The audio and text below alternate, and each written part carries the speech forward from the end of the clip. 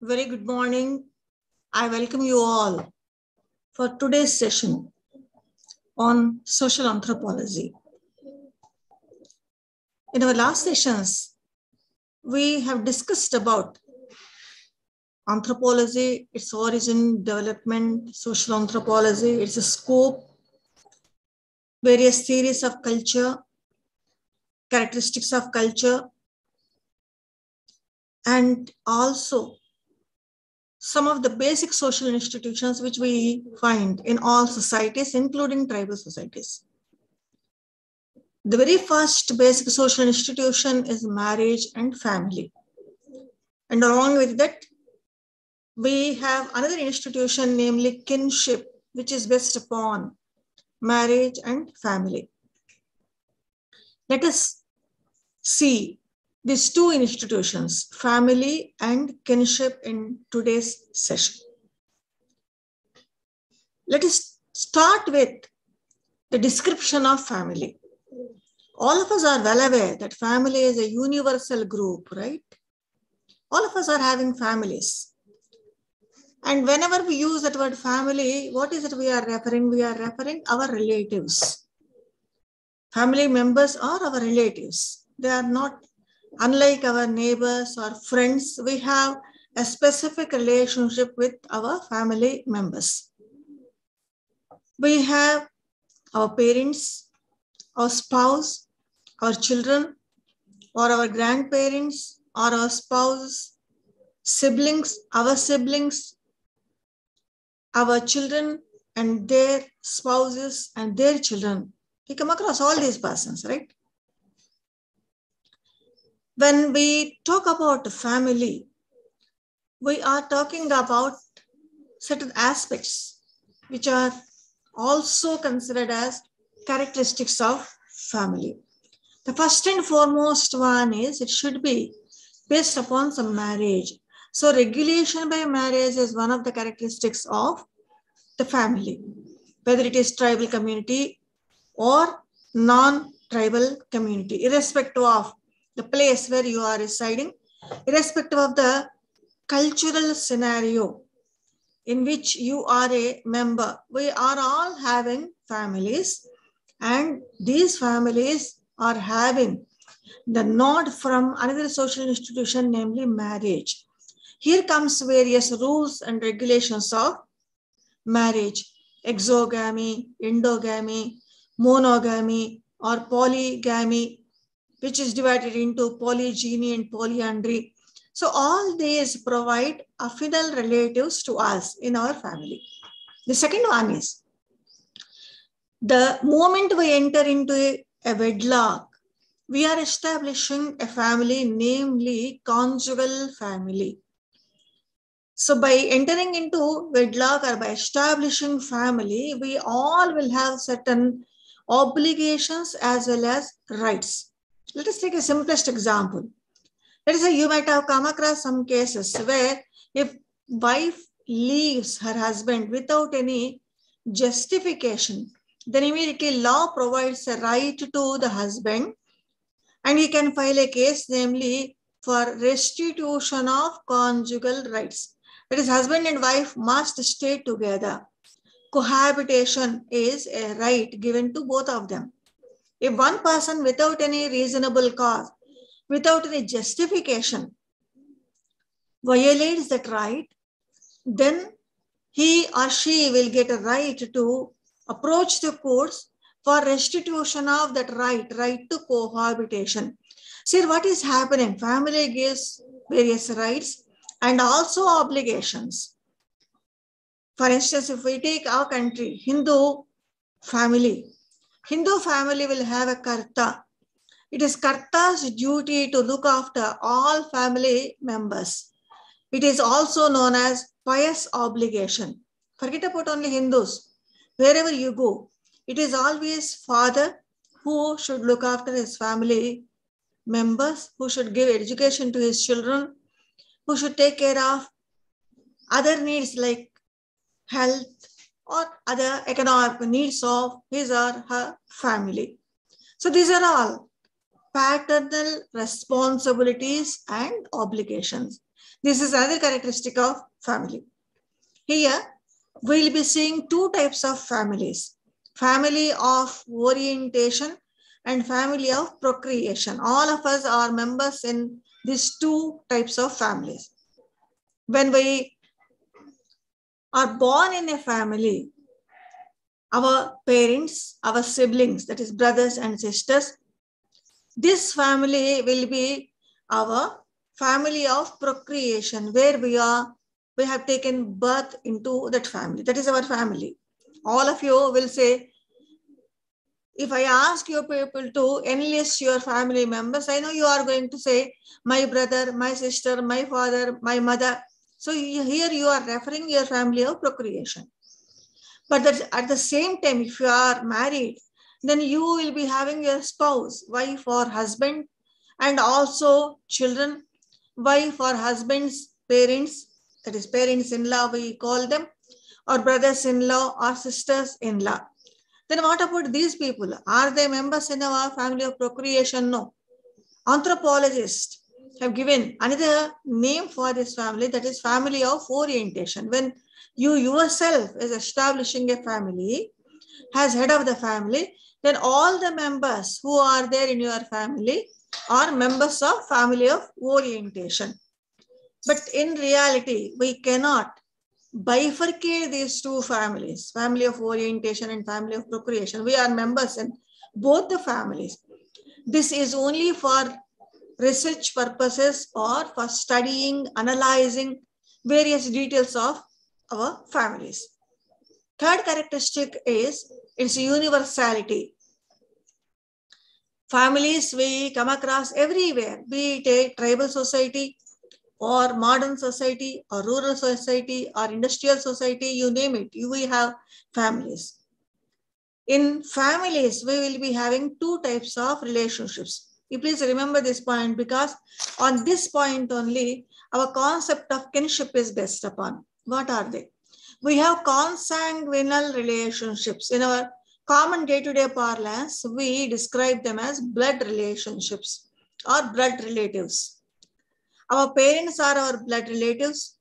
Our brothers and sisters also are blood relatives. Our sons, daughters are our blood relatives. Our grandparents or grandchildren are our blood relatives. But then what about our spouse? My husband or a person's wife. Those relationships are known as conjugal relationships or affinal relationships. So in any family, we come across both conjugal or affinal and consanguineal or blood relationships. What are the functions of family? Why should we have family? Everybody would, I think, would ask this question. Why is the need to have family? Because there are nowadays, presently, in the post-modern society, people are not accepting the concept of marriage. They are preferring to have live-in relationships also. They don't want to go into any, let's say, a binding relationship, namely marital relationship. Do they have families? A social anthropology student would definitely say yes, they are also having families. Only thing is, they are not undergoing the rituals or various other aspects of rituals related to marriage, but they are also family. Why? You please once again see the characteristics. Cohabitation as husband and wife. This is one of the characteristics or major characteristics of family. If they are living together as husband and wife, that itself shows that they are having family of orientation. If any children are born to them, then there is a natal relationship between the children as well as the parents. This relationship itself creates family.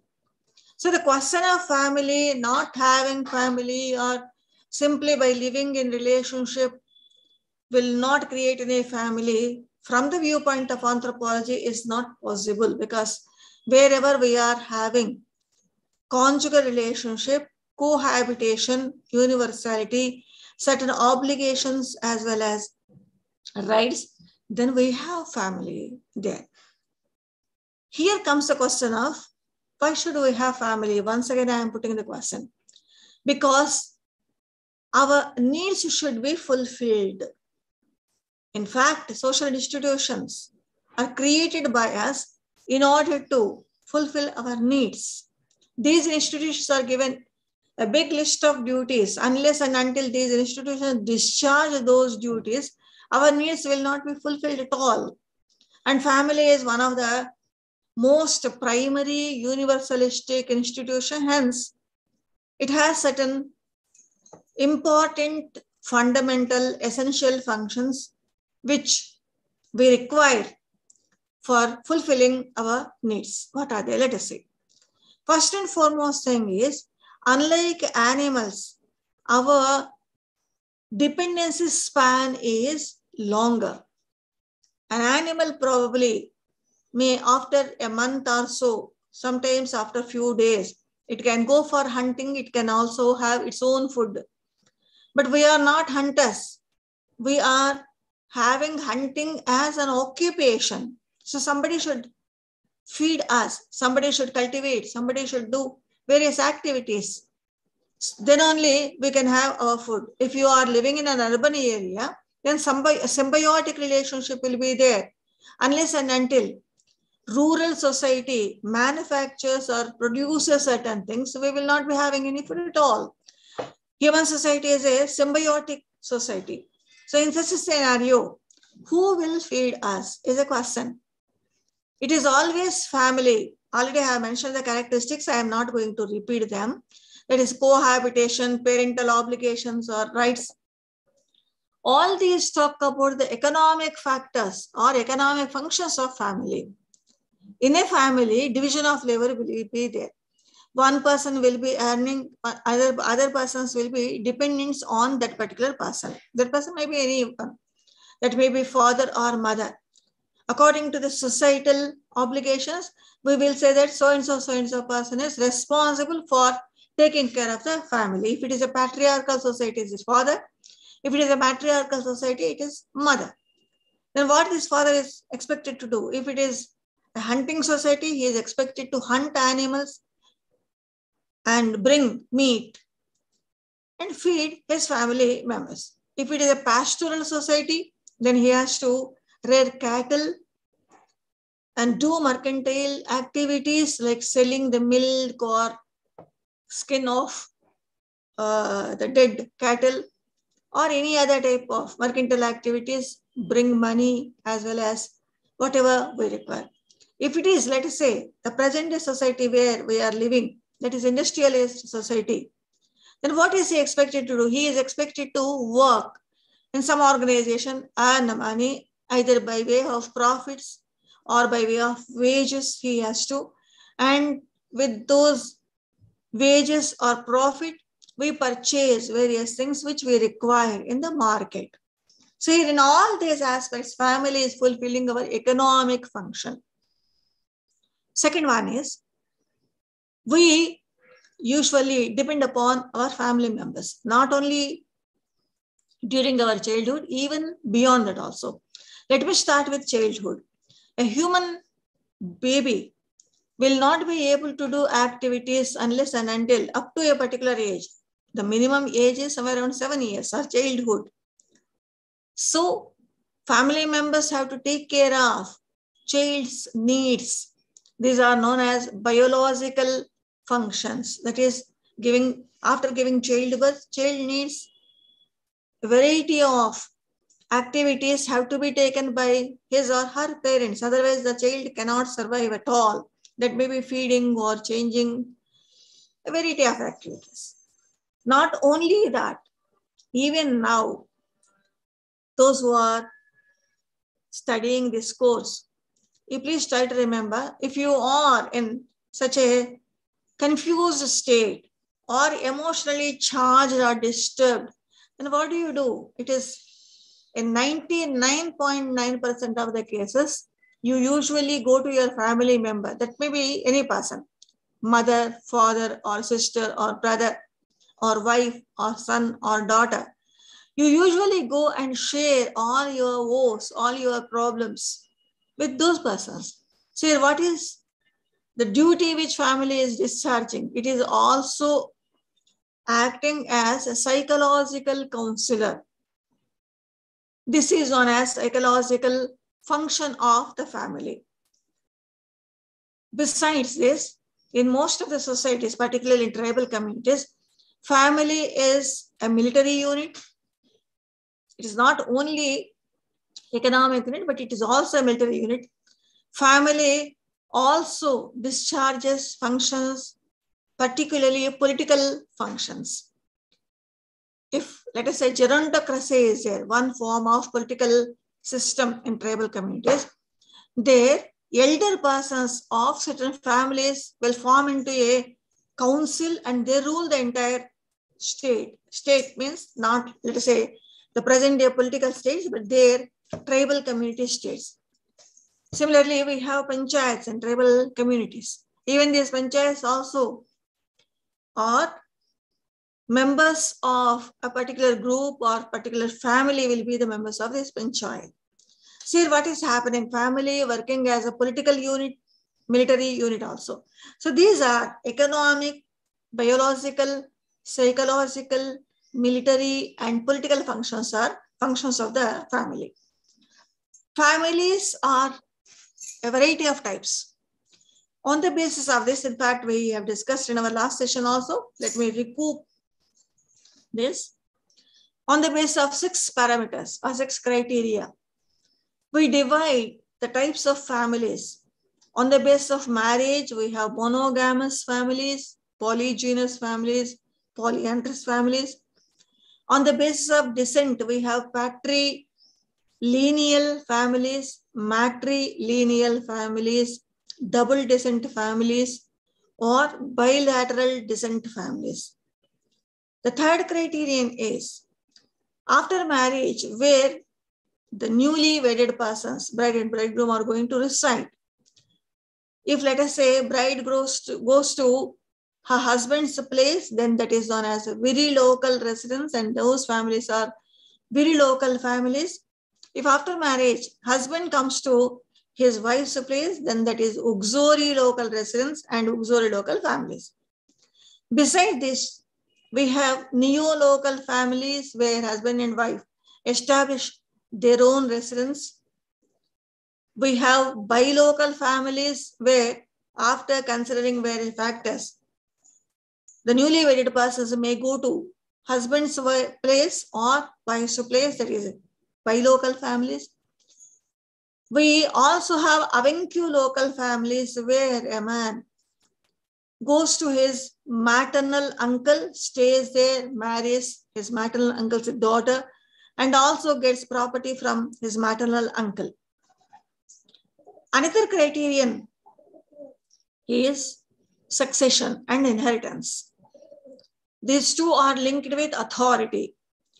Who is considered as authority for the family? If it is father, then these families are patri authority and patrilineal families. If mother is considered as an authority, then they are matriarchal and matrilineal families. So these are, and one more criterion is there, that is membership. How many generations are there in a family? If it is only one generation, like husband, wife, and their children, then that family is known as nuclear family. We are having various words to describe nuclear family. Atomistic family is there, small family is there, like that. Some words we usually use.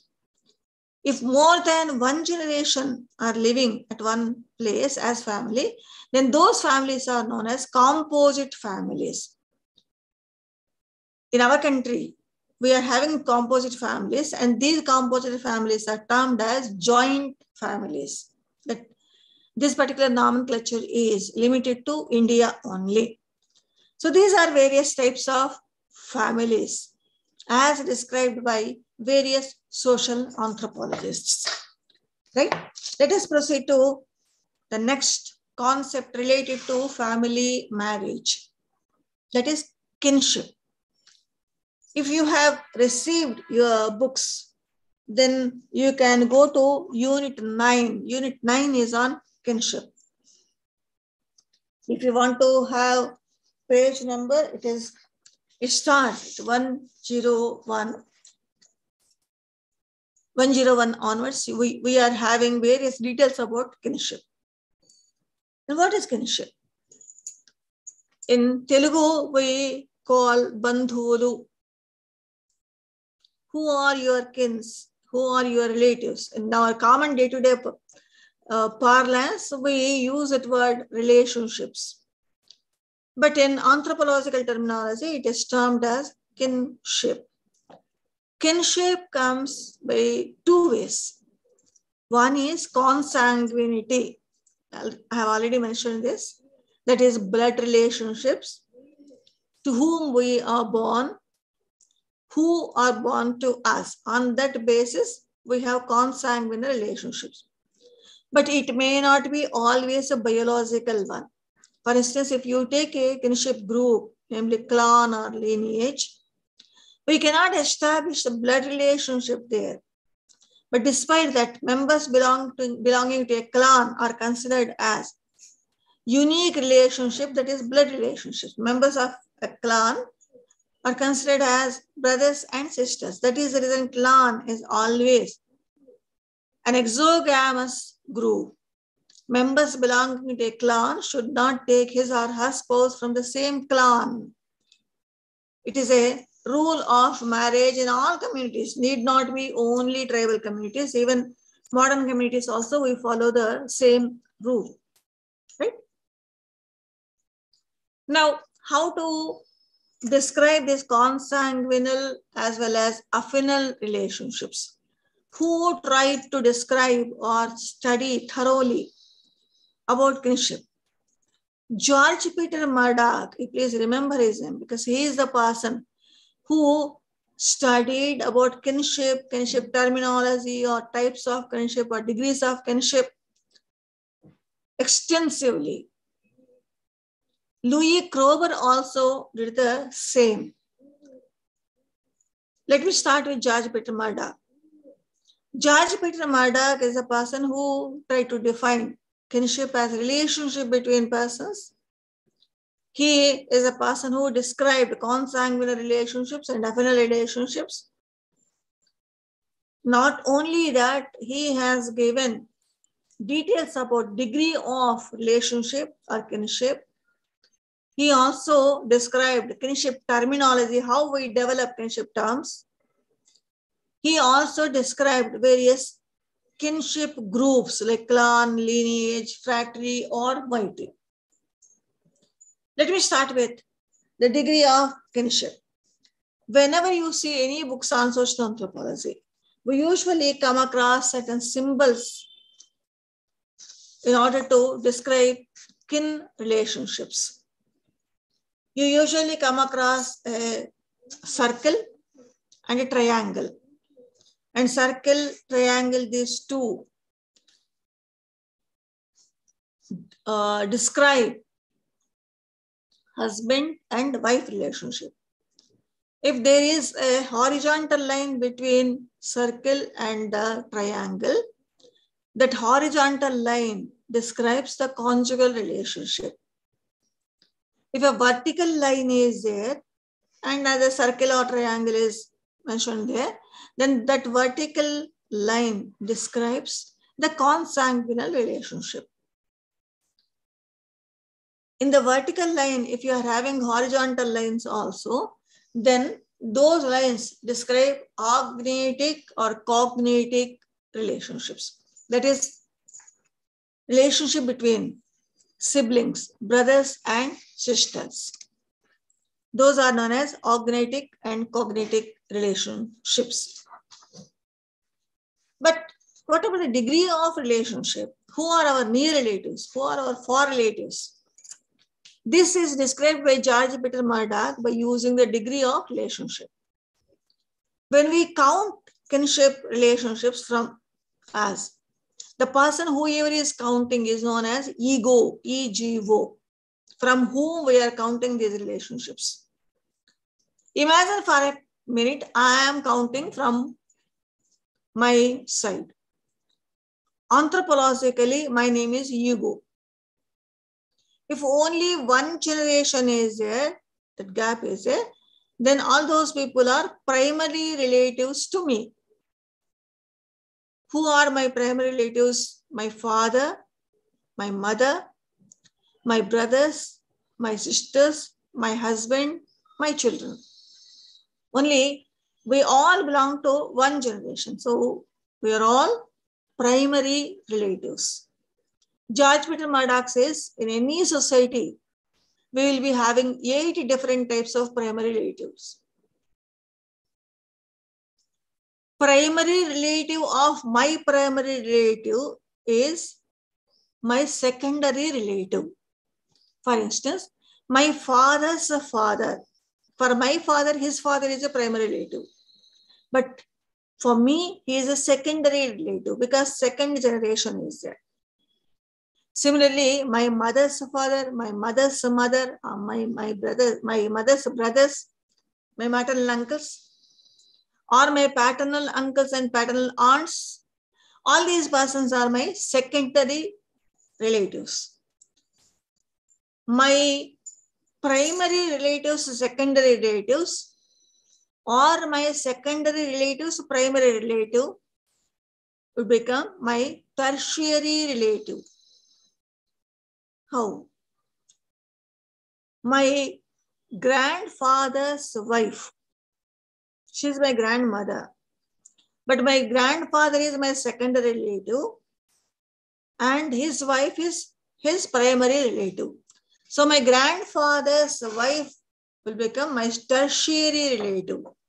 Why? There is a need to see all these. We have to see. The reason is succession, inheritance, all these are based upon our kinship degrees only, from whom a person can beget property or any other, let us say, assets. Here, this inheritance varies from one society to another society. If it is a patriarchal society, it is father. But if it is a matriarchal society, it is mother.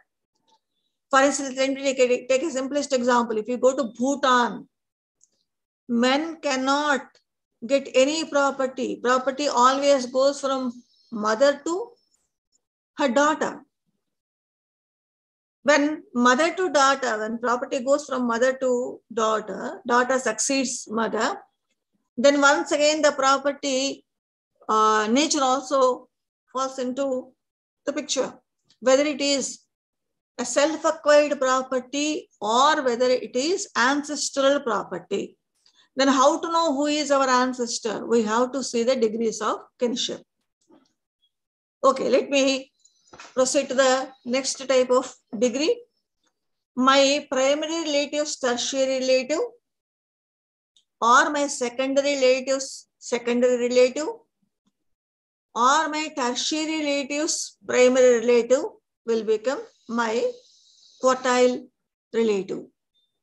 Like that, in all societies, we can calculate 5 degrees of relationship. What is the reason? All of you are well aware of this reason. Marriage between blood relatives should not happen at all. So in order to ascertain who are all our blood relatives, consanguineal relatives, we usually count our genealogy up to 5 degrees, up to 5th degree. George Peter Murdoch explained this. If you have primary, secondary, or tertiary, or quartile, I mean all these relatives, there will be so many relatives, right? Then how are you going to address them? How are you going to talk to them? How are you going to refer them? If at all you want to say something about your relative to some other person. Here comes the importance of kinship terminology. George Peter Murdoch talked about how we develop various terms in order to denote, in order to describe, in order to refer our relatives. For instance, We have certain primary terms. We will not be in a position to divide them. Father or mother or brother or sister, these are primary terms. Whenever we are using these terms, we are referring our primary relatives. I know you are going to ask a question. We many times address a person with the kinship term which we use for our mother or father. Yes. When we use them, what we are referring is we are considering them as our mother or father or brother or sister. But let us stick to only our family. Only at the time of talking to them, we are using that word. But when we are referring our relatives, we will not refer them as our relatives. For instance, uncle. Many children usually call, even the paper wala is their uncle, or vegetable seller also is their uncle. So they usually address a person with that kinship term. Uncle is a kinship term. But if you ask who is your uncle, then they will not say that the paper wala or vegetable vendor as their uncles.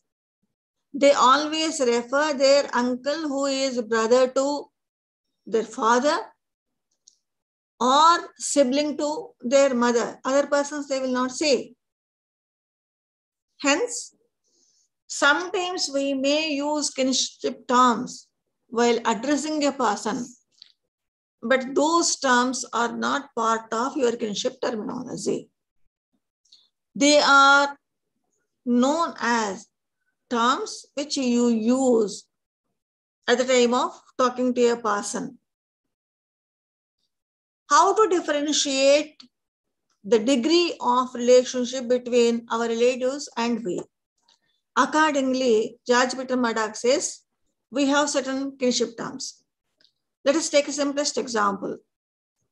We have to address our father's brother. Various criteria will be taken into consideration. We have one word, Chinnanna. Chinna plus Nanna. Nanna is a kinship term for a father.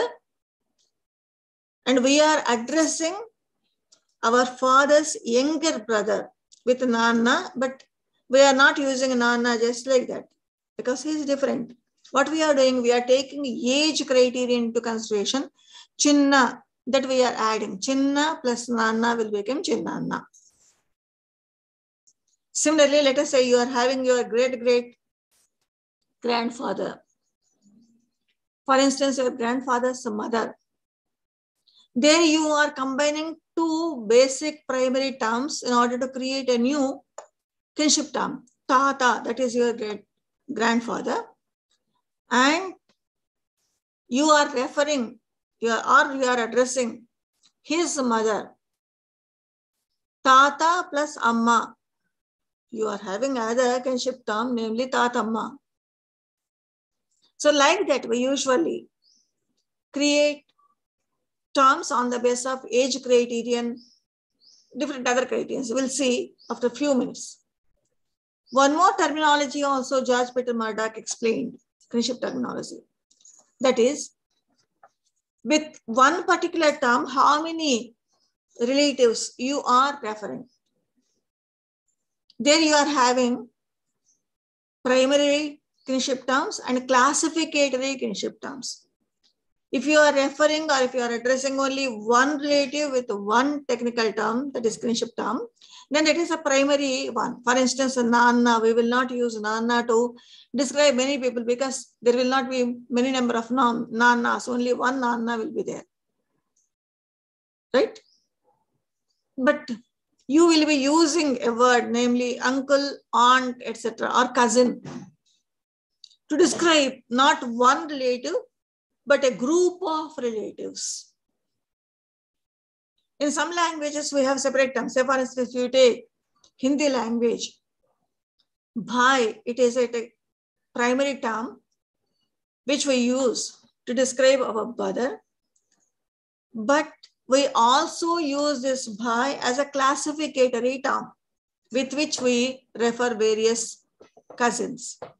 But there, on the basis of relationship criterion, we are having two types of classificatory terms. Mameri bhai, mameri bahan, checheri bhai, checheri bahan.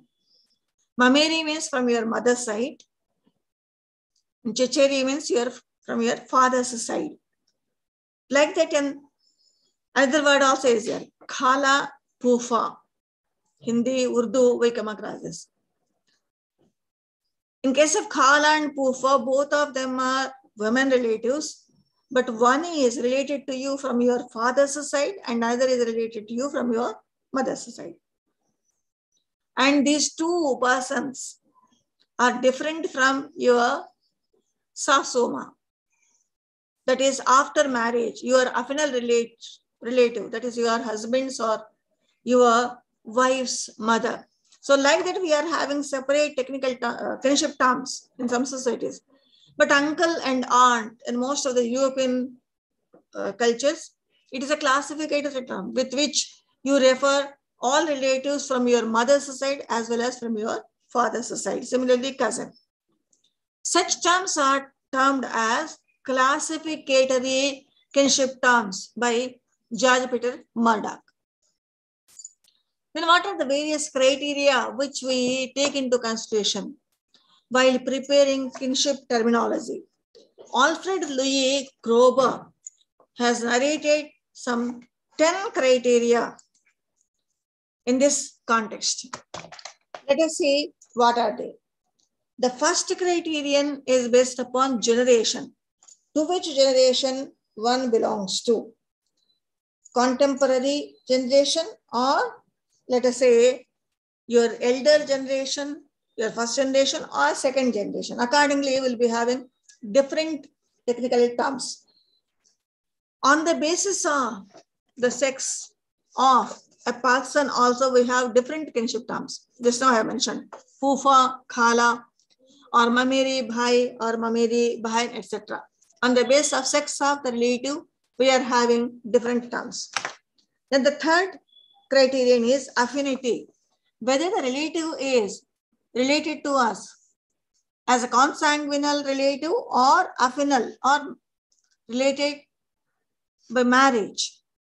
Accordingly, we'll be having different terms. For instance, we have, in Telugu, we have one word, Menatta Atta. Menatta is our father's sister and Atta is our spouse's mother. Atta is a common term, but that word Mena denotes the affinity in case of Menatta. We have another criterion also, that is collaterality. For instance, if we distinguish certain terms on the basis of whether they are our collateral relatives or lineal relatives, then in such a case, we are following the criterion of collaterality. For instance, wife's sister or son and nephew, daughter and niece. Here what we are doing, we are following collaterality principle. Daughter is our lineal relative, whereas niece is our collateral relative. Either criterion is bifurcation. Sometimes social anthropologists describe it as forking also. In this criterion, what we usually do is, we see whether that particular relative is a secondary relative to us or tertiary relative to us. It depends upon this particular type of bifurcation. We have various kinship terms. For instance, just now we have seen one example, Tatamma or Muttata. There we are bifurcating Tata plus either Tata or Amma. But in some countries or some cultures, such kind of bifurcation will not be there. Another one is relative age. We have already seen Pedananna, Chinnanna, Pedanna, Chinnanna. Here we are taking age as one of the criterion. Whoever is talking, that is speaker, speaker's sex is another criterion. If let us say I'm a woman, if I am talking about a particular relative, then my sex is a criterion in case of kinship terms based upon speaker's sexual characteristic. Along with this, we also have another criterion, that is age criterion. Then another one is descent relationships. Whether they are from our patrilineal descents or matrilineal descents or double descent is there in our society, accordingly, we'll be having a variety of kinship terms. Kinship terminology describes what?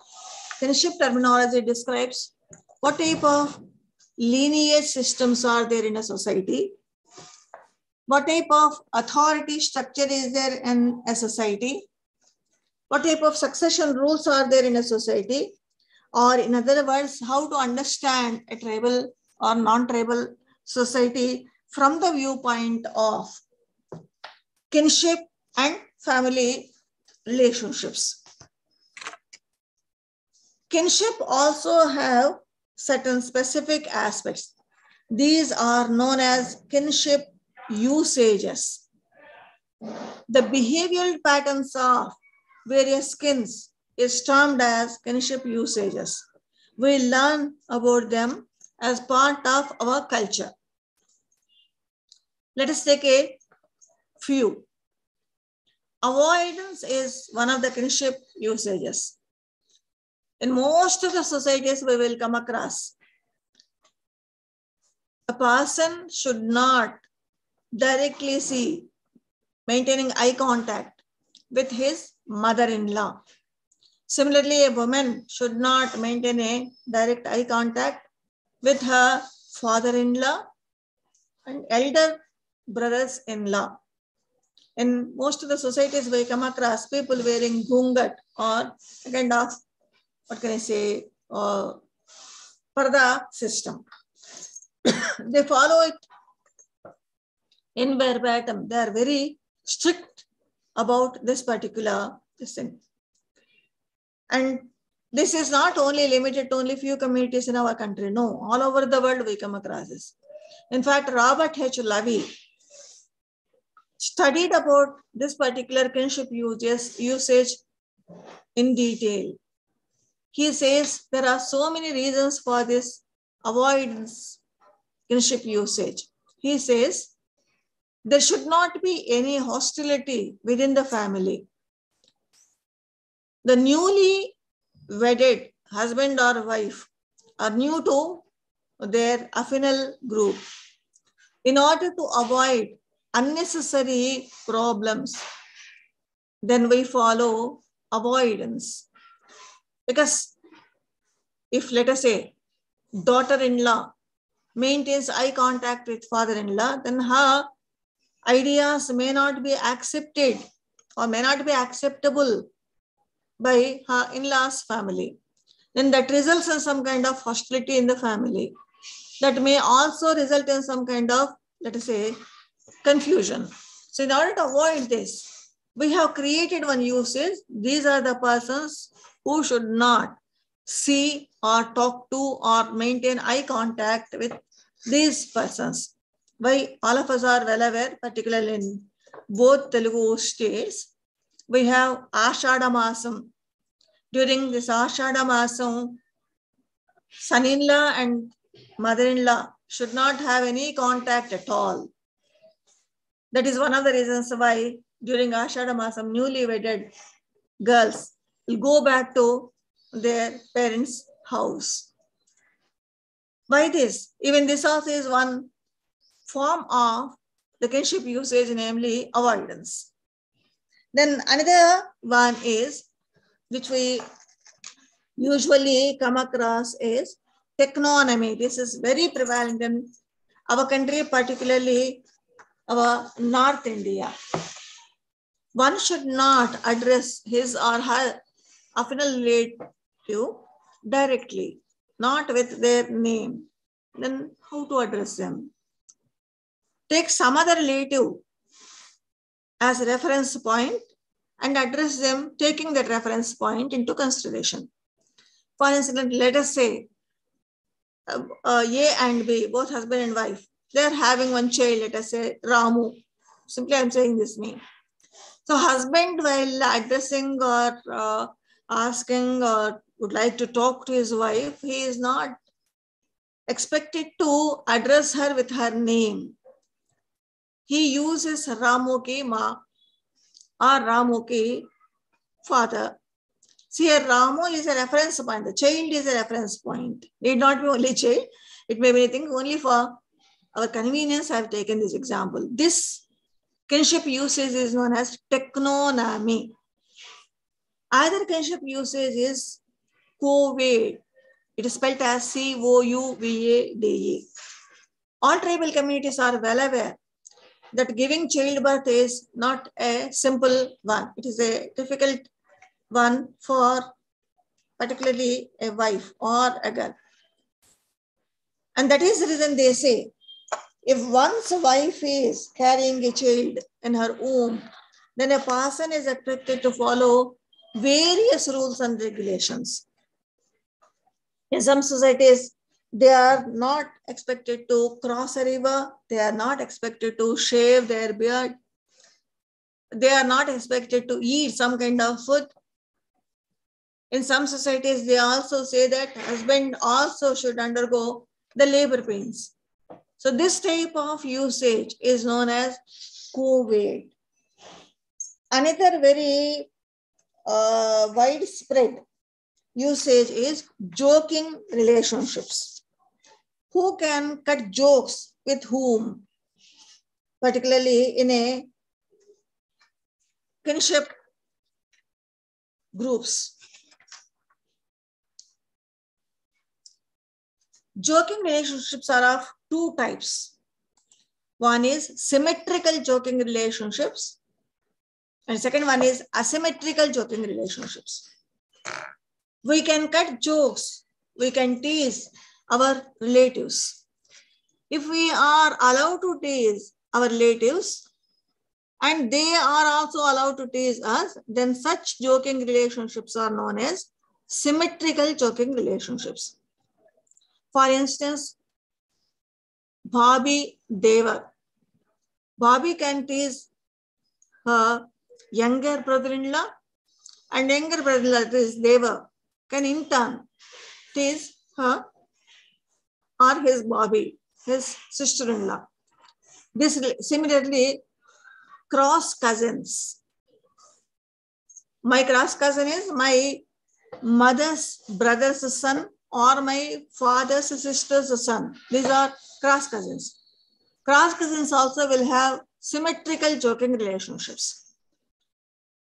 A grandfather can tease his grandchild, but grandchild in turn cannot tease his or her grandfather. There is a joking relationship, no doubt, but it is not a symmetrical one. It is a symmetrical joking relationship. This is another kinship usage which we come across in all societies, need not be only tribal societies. Besides this, George Peter Murdoch talked about avunculate and imitate.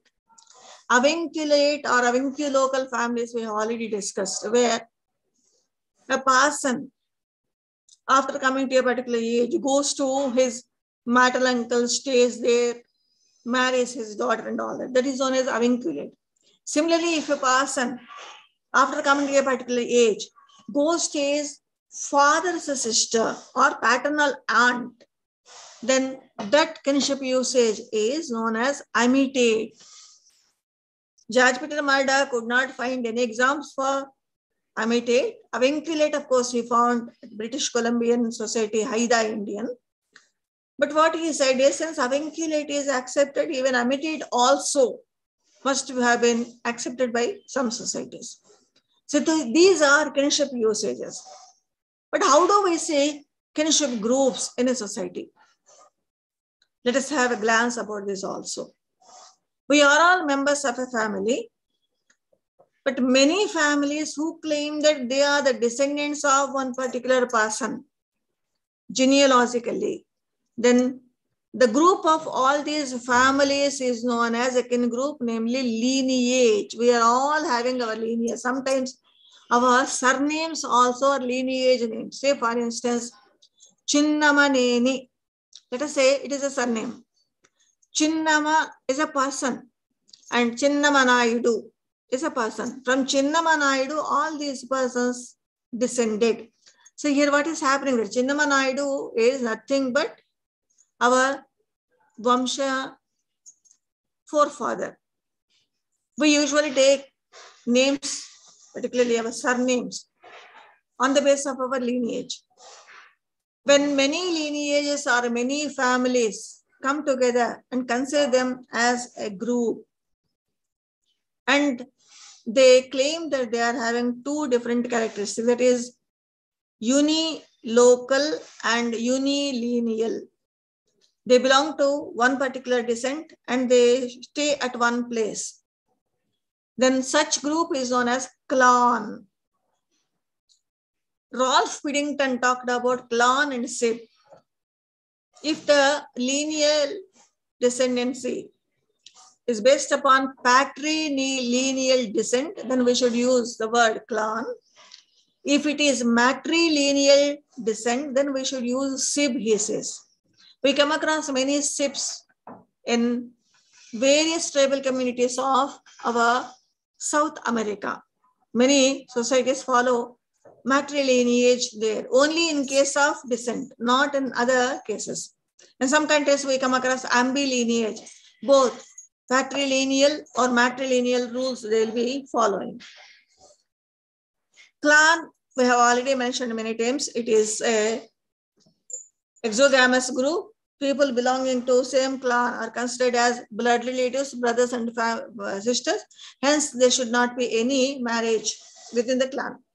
Each clan will have a totem. Totem may be a man or a human being or even an animal or part of animal or a tree. In case of lineage, it is always a human being. We can identify from whom we have descended. But in case of clan, some mythological stories will be there, but we will not be in a position to identify that. But totemism is a very important characteristic of clan. If one or two clans come together and establish a kind of council-like thing, then this type of social organization is known as fratry. Phatry, it is spelled as. When fratry social organization is there in a society, each clan is an exogamous group. But in some societies, fratry may be an endogamous group. Only thing is, clans belonging to that fratry, within the clan, they should not go for any endogamy. But within fratry, we may come across endogamous marriages. We rarely come across fratry social organization. For instance, if you take one example as described by George Peter Murdoch, British Columbian tribal community, namely Haida Indians, they are having fratry system. What Murdoch says is, with this fratry system, they are able to establish, they are able to fulfill all their political needs. For instance, Haida Indians are having their own political state system. Unlike our this thing, they are having their tribal confederation. So if, let us say, a tribe is going and invading other society, other tribal community, then there is a need to distribute all duties related to tribe. Since they are having fratry system, what they usually do is they say, this fratry is going to take care of this particular activity and this fratry is going to do this. And within that fratry, once again, division of labor will be there. If in a society double descent is followed or bilateral descent is followed and only two clans are there, then in such a society, we have moiety system.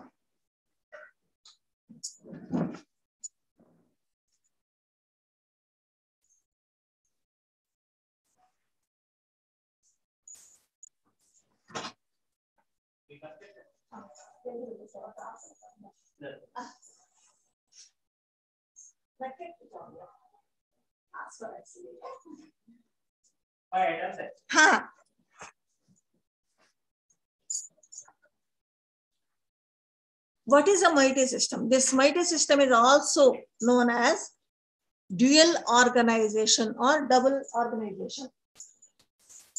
Now, what is meant by this double or dual organization?